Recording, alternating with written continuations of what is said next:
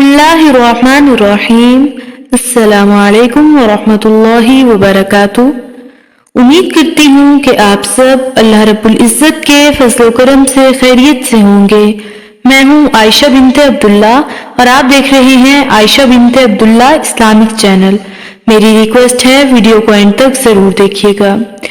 عزیز سامعات، آج اللہ رب العزت نے مجھے جس موضوع پر لب کشائی کرنے کا موقع دیا وہ ہے قوت برداشت۔ دعا ہے کہ اللہ پاک حق اور سچ بیان کرنے کی توفیق عطا فرمائے اور غلطیوں سے درگزر فرمائے۔ موضوع کا آغاز کرتے ہیں۔ عزیز سامعات، سب سے بڑی قوت برداشت ہے۔ برداشت کرنے کی صلاحیت اللہ رب العزت کسی کو عطا کرتے ہیں۔ برداشت بزدلی نہیں بلکہ زندگی کا ایک اہم اصول ہے۔ جس دل میں قوت برداشت ہے وہ کبھی ہار نہیں سکتا۔ قرآن مجید ہر معاملے میں انصاف سے کام لینے، عفو و درگزر، برداشت اور تحمل کا درس دیتا ہے۔ وہ اپنا یہ پیغام مختلف انداز سے دہراتا ہے۔ اس طرح وہ ایک ایسی شخصیت کی تعمیر کرتا ہے جو اسلام کی پہچان ہو اور عملی طور پر ہر اعتبار سے پوری انسانیت کے لیے پیغام سلامتی ہو۔ غصے کے وقت برداشت کا ایک لمحہ آپ کو 1000 بار شرمندہ ہونے سے بچا سکتا ہے۔ اختلافات پر صبر کرنا اور دوسروں کو برداشت کرنا ہی اخلاق ہے۔ عزیز سامعات، تاریخ کے اوراق اس بات پر گواہ ہیں کہ جن لوگوں نے عفو درگزر اور برداشت سے کام لیا وہی لوگ آسمان دنیا پر ستاروں کی مانند جگمگا رہے ہیں۔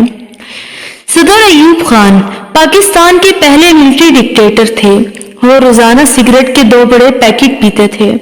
روز صبح ان کا بٹلر سگریٹ کے 2 بڑے پیکٹ ٹرے میں رکھ کر ان کے بیڈ روم میں آ جاتا تھا اور صدر ایوب خان سگریٹ سلگا کر اپنی صبح کا آغاز کرتے تھے۔ وہ ایک دن مشرقی پاکستان کے دورے پر تھے۔ وہاں ان کا بنگالی بٹلر انہیں سگریٹ دینا بھول گیا۔ جنرل ایوب خان کو شدید غصہ آیا اور انہوں نے بٹلر کو گالیاں دینا شروع کر دی۔ جب صدر ایوب خان گالیاں دے دے کر تھک گئے تو بٹلر نے انہیں مخاطب کر کے کہا، جس کمانڈر میں اتنی برداشت نہ ہو وہ فوج کو کیا چلائے گا؟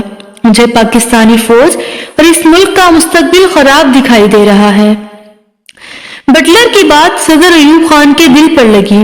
انہوں نے اسی وقت سگریٹ کو ترک کر دیا اور پھر باقی زندگی سگریٹ کو ہاتھ نہ لگایا۔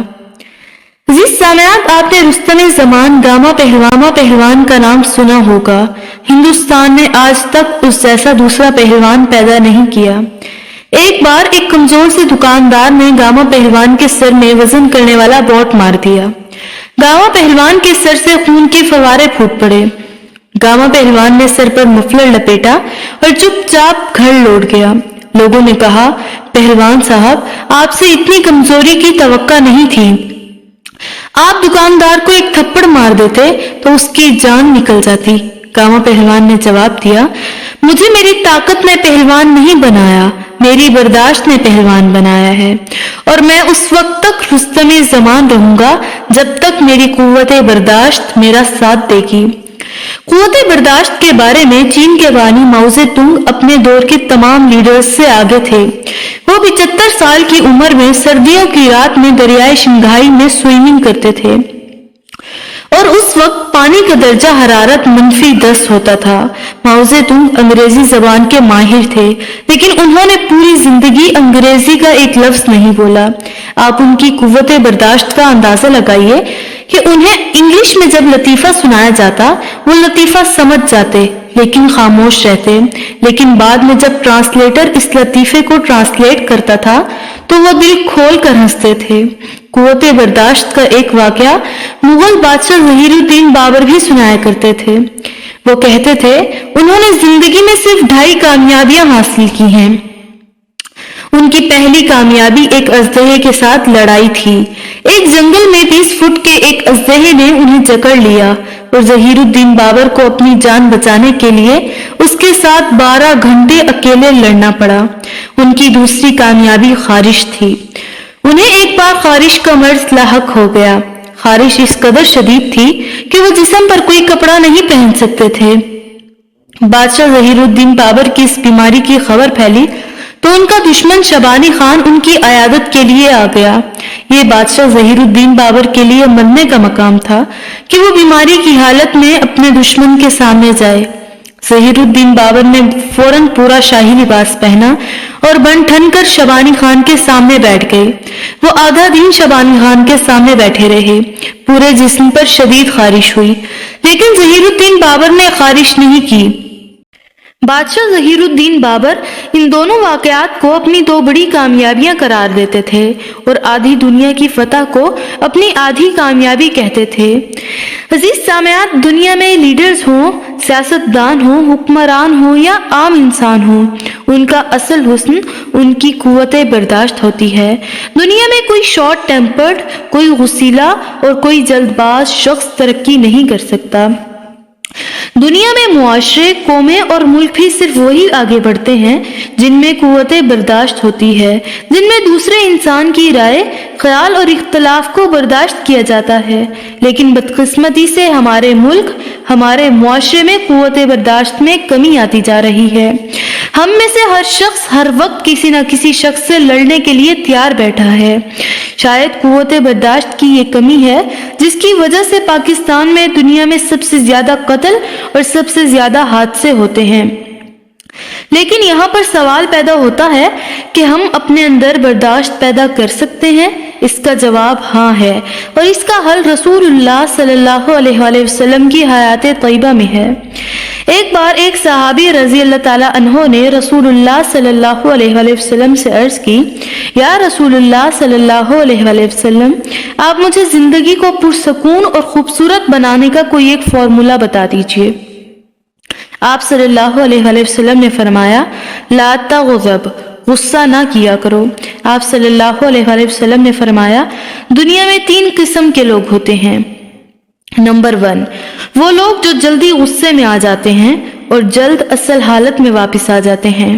نمبر 2، وہ لوگ جو دیر سے غصے میں آتے ہیں اور جلد اصل حالت میں واپس آ جاتے ہیں۔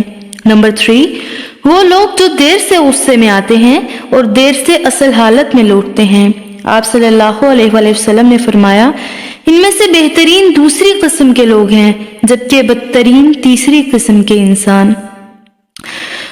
غصہ دنیا کے 90% مسائل کی ماں ہے، اور اگر انسان صرف غصے پر قابو پا لے تو اس کی زندگی کے 90% مسائل ختم ہو سکتے ہیں۔ برداشت دنیا کی سب سے بڑی اینٹی بایوٹک اور دنیا کا سب سے بڑا ملٹی وٹامن ہے۔ آپ اپنے اندر صرف برداشت کی قوت پیدا کر لیں تو آپ کو ایمان کے سوا کسی دوسری قوت کی ضرورت نہیں رہتی، کیونکہ انسان کی اکثر اوقات ایک گالی برداشت کر کے سینکڑوں گالیوں سے بچ سکتا ہے، اور ایک بری نظر کو اگنور کر کے دنیا بھر کی غلیظ نظروں سے محفوظ ہو جاتا ہے۔